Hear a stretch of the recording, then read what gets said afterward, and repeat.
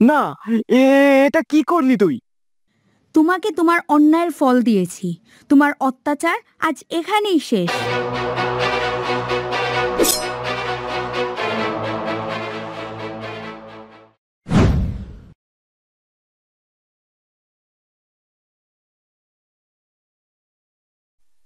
রাজকুমার, আপনি ঠিক আছেন?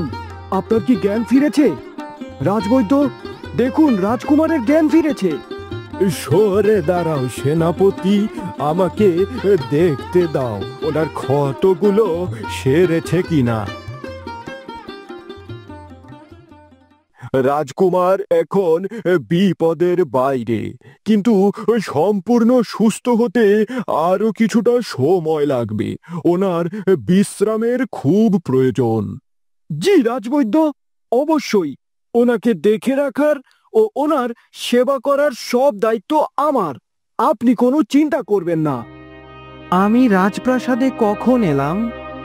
অবনী, অবনী কোথায়? সে কি ঠিক আছে? অবনী? কে এই অবনী? হায় হায় হায়, আমি তো অবনীর কথা ভুলেই গিয়েছিলাম। সেনাপতি অর্ঘবান, অবনী কোথায়?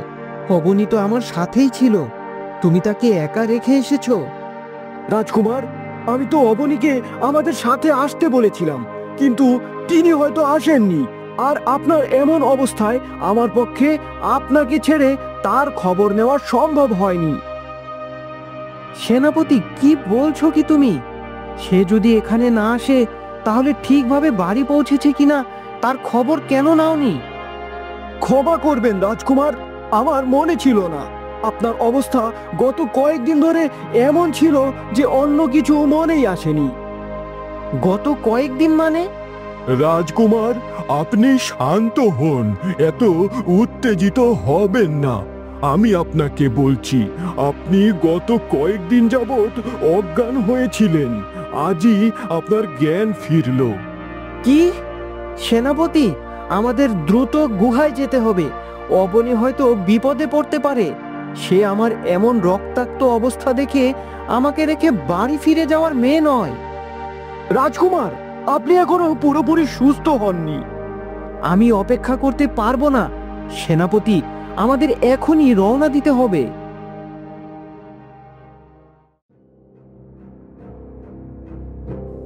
এই মেয়ে, তুই এইখান থেকে বের হইতে চাস, তাই না? হ্যাঁ, আমি এখানে তোমাদের জন্য বন্দী হয়েছি। আমি এখান থেকে বের হতে চাই। যদি আমরা তোরে সাহায্য করি তাইলে কেমন হয়? তবে শর্ত আছে। তোমরা আমাকে কিভাবে সাহায্য করবে? তোমরা তো নিজেরাই বন্দী। গুরু, কি বলে এই মাইয়া? আরে আমরা এই কারাগারে আগেও আইছি, আর আমাগো সর্দার যে তোর কারণে মইরা গেছে, যারে তুই হত্যা করছস, সেই রাজপ্রাসাদেরই খাস প্রহরী ছিল। তাই আমরা জানি কেমনে এখান থেকে বাইরাইতে হইব। তার মানে তোমরা পালানোর কথা বলছো? এটা কখনোই সম্ভব না, আর আমি তোমাদেরও পালাতে দিব না। নিজের ভালো বুঝোস না তুই। আমি শুধু সততা ও ন্যায়ের পথে থাকি, আর শেষমেশ সত্য ও ন্যায় জয় হয়। তোমরা দেখে নিও, শীঘ্রই আদিত্য আমাকে এই কারাগার থেকে মুক্তি করবে।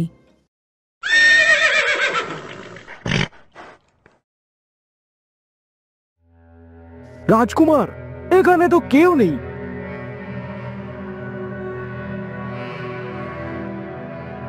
এই যে মায়াবী ঝর্ণার পানির বোতল দুটো এখানেই পড়ে আছে, কিন্তু অবনীর পানির পাত্রও তো এখানেই। তার মানে ও নিজের বাড়ি ফেরেনি। ফিরলে তো এই পানিও নিজের সঙ্গে করেই নিয়ে যেত।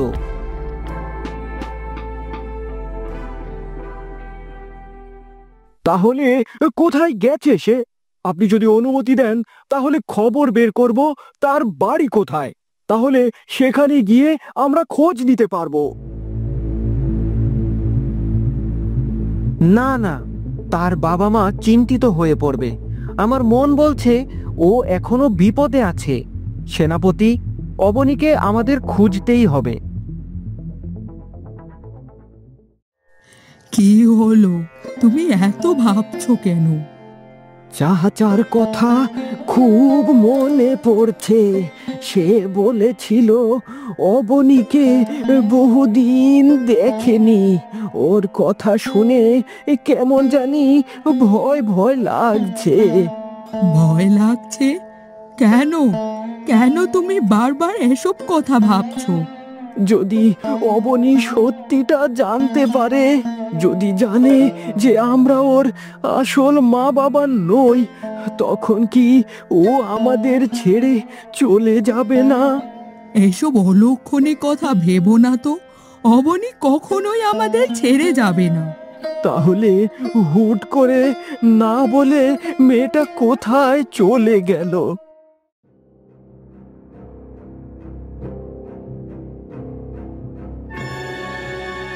এই নাও তোমাদের খবর। আদিত্য কেমন আছে? ও কি সুস্থ হয়েছে? তোমাকে কতবার বলেছি রাজকুমারকে নাম ধরে ডাকবো না। রাজকুমারের জ্ঞান ফিরেছে, তবে সে এখনো পুরোপুরি সুস্থ হয়নি।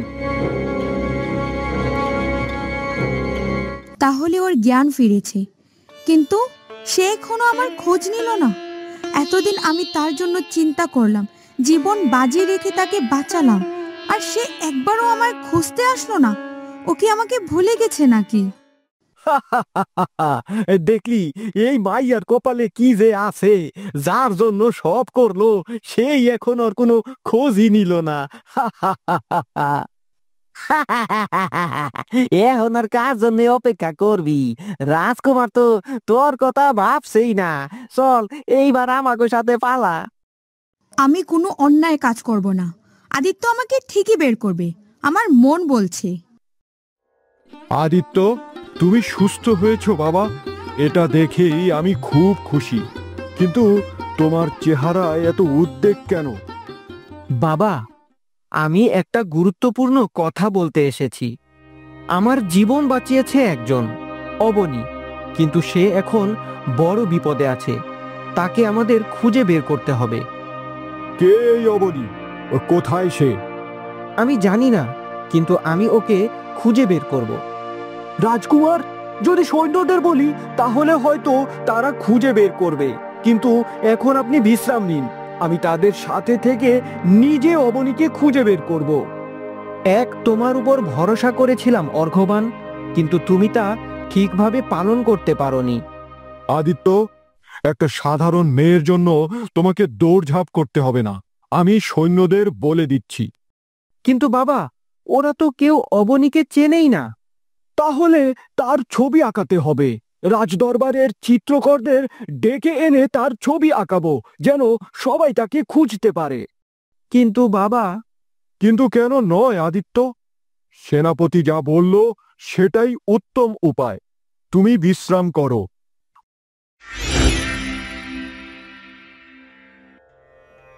রাজকুমার, আপনি কাকে খুঁজতে চান?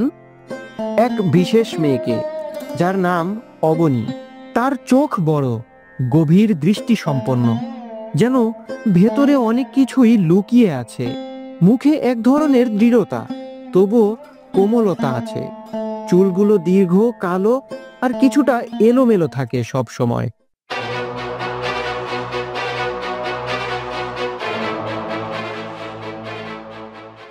আদিত্য, এটা কি অবনীর মতো হয়েছে? হ্যাঁ, একদম ঠিক আছে। সেনাপতি, দ্রুত সৈন্যদের মধ্যে এটি ছড়িয়ে দাও। রাজ্যের প্রতিটি সৈন্যকে দেখিয়ে বলো ওর খোঁজ নিতে। জি রাজকুমার, এক্ষুনি বলছি। রাজকুমার তো আসবই না, এখন আমাগো সাথে যোগ দিবি নাকি? কি ভাবতাছস, ফালাবি নাকি? তোমাদের এই প্ল্যান আমি কখনোই সফল হতে দিব না। দেখে নিও তোমরা, তোমাদের কঠিন শাস্তি দেওয়া হবে। এই ছবিতে যাকে দেখছো তার নাম অবনী। তাকে খুঁজে নিয়ে এসো। যেখান থেকে পারো তার খবর সংগ্রহ করে আনো।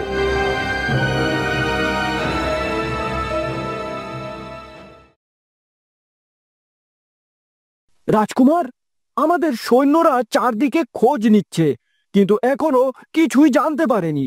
কিছু জানতে পারলেই আপনাকে জানাবো।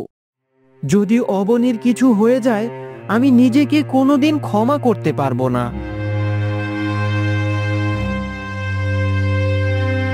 রাজকুমার, রানীমাকে সুস্থ করার জন্য যে মায়াবী জল সংগ্রহ করতে গিয়েছিলেন তা কি এই বোতলে আছে? হ্যাঁ, তবে ওখানকার একটা অবনীর আরেকটা আমার। তাহলে চলুন এখনই রানীমাকে সুস্থ করা যাক। না, এই পানি ব্যবহারের আগে আমি অবনীকে নিজের চোখের সামনে সুস্থ সবল দেখতে চাই। রাজকুমার, আপনার ওষুধ ও খাবার পাঠিয়েছেন রাজবৈদ্য। আমি কিছুই খেতে চাই না, নিয়ে যাও সব। দাঁড়াও, আগেই যেও না। রাজকুমার, এ কি বলছেন আপনি? আপনি না খেলে আরো অসুস্থ হয়ে পড়বেন। তখন অবনীকে খুঁজবেন কিভাবে? ঠিক আছে, ওই টেবিলে রেখে দাও। এই মেয়েটা, কি বলছো তুমি ওখানে দাঁড়িয়ে? এই মেয়েটাকে তো আমি দেখেছি। কোথায় দেখেছো তুমি? বন্ধুরা, আদিত্য কি অবনীর সন্ধান পাবে? অবনী কি এবার কারাগার থেকে মুক্তি পাবে? কি হবে পরবর্তী পর্বে? আপনার মতামত কমেন্ট করে জানিয়ে দিন। আর শেষ পর্যন্ত কি হয় তা দেখতে আমাদের চ্যানেলের সাথেই থাকুন। ধন্যবাদ।